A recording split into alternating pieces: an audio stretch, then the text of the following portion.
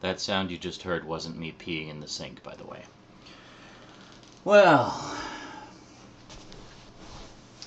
greetings, Travis, and anybody else watching.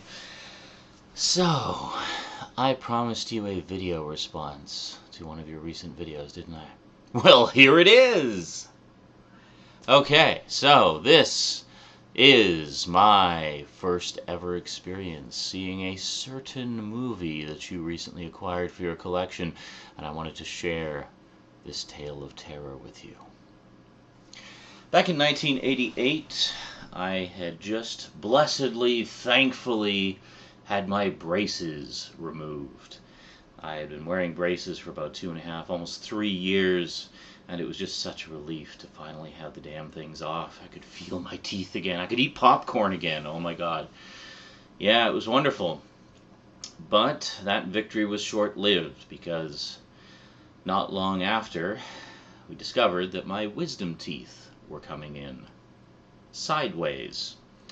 And all 4 of them were coming in crooked and were basically threatening to recrowd my teeth and undo all the pain and torture and work that my braces had accomplished. So the wisdom teeth had to come out. So I was checked into the hospital, an appointment was made, and I got to experience being put under for the first time. That was pretty cool. I had an IV, basically just like a standard sugar water intravenous drip, whatever. And they put the anesthetic directly into the IV, so just like going straight into my system. And the nurse said, "Okay, you might start to feel it working pretty quick." And then so I was just laying there, and then I could feel it, like kind of like picture my consciousness as a bridge, and I could feel a hand reaching up and grabbing the bridge. And I said to the nurse, "Oh yeah, I think I feel it starting to work." Dunk! Out cold. And it basically just pulled the bridge, collapsed. There you go. Nice little metaphor for you. The next thing I knew, I woke up in a strange bed in the hospital, basically my recovery room bed. And I was asking my dad to, or trying to ask my dad to close the blinds on the window because the light was bothering my eyes. But my mouth was, of course, full of gauze with a kind of a coppery taste, which I assumed was blood, because, of course, blood has a coppery flavor to it. Now, it's a really strange experience being put under. I mean, it was literally like lights off, lights on, and it was several hours later, the operation was done, and I had stitches in my gums, and it was really bizarre. I imagine that must be what it's like for coma patients, except in their case it might be as much as 20 years. But to them, just a few seconds has passed by, or maybe a couple of minutes tops, It's really, really quite an unusual experience. So anyway, I was sharing my recovery room with another young lad, looked to be quite a bit younger than me, maybe 4 years younger, 3 or 4 years younger than me. I don't know what he was in for. I assume it was something not as catastrophic as having 4 gigantic teeth ripped out of his head, because he seemed to be recovering a lot more quickly than I was. And at one point, his parents came to visit. I think they were Spanish, or Italian. They had very, pretty noticeable accents, and just seemed like a nice family. They just came to visit him, and yeah, so they were having a nice little visit, and I was just like laying there, recovering. Now, they say that you can swallow, what is it, something like 3 tablespoons of human blood before it begins to disagree with your stomach.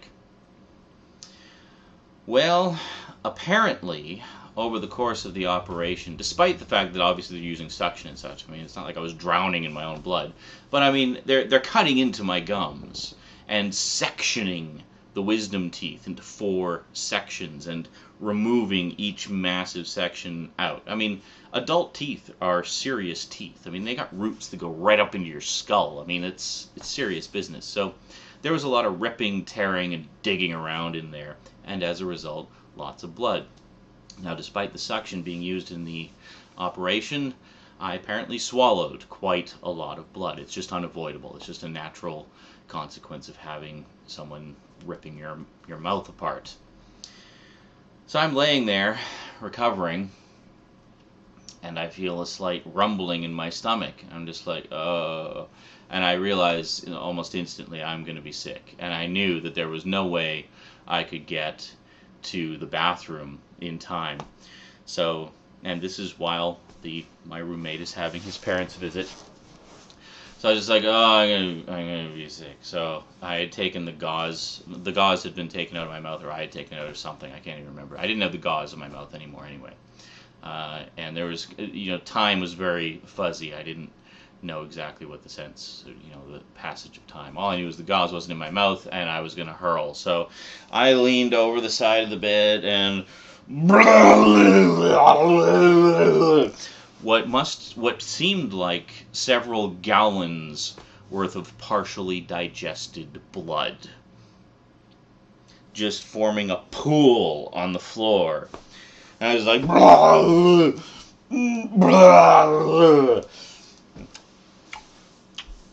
and I look up, and there's the kid and his mom and dad staring at me, horrified. And the father says to the kid, maybe we'll come back and visit you later. And I felt so bad, because I was like, well, but what can you do? I couldn't say anything. I mean, it is what it is. So that night was a pretty rough night. I vomited several more times over the course of that night. I don't know if I woke up the kid or not. He seemed to sleep pretty soundly, as I recall. But yeah, a couple times I tried to get to the bathroom, didn't quite make it. A couple other times I made it to the bathroom. One time I made it about halfway to the bathroom and just barfed right in the middle of the floor. But yeah, so needless to say, over the course of the evening, I hurled several more times, got the rest of the partially digested blood out of my stomach, and was feeling much better. So the next day rolls around, and the kids' parents come back to continue their visit.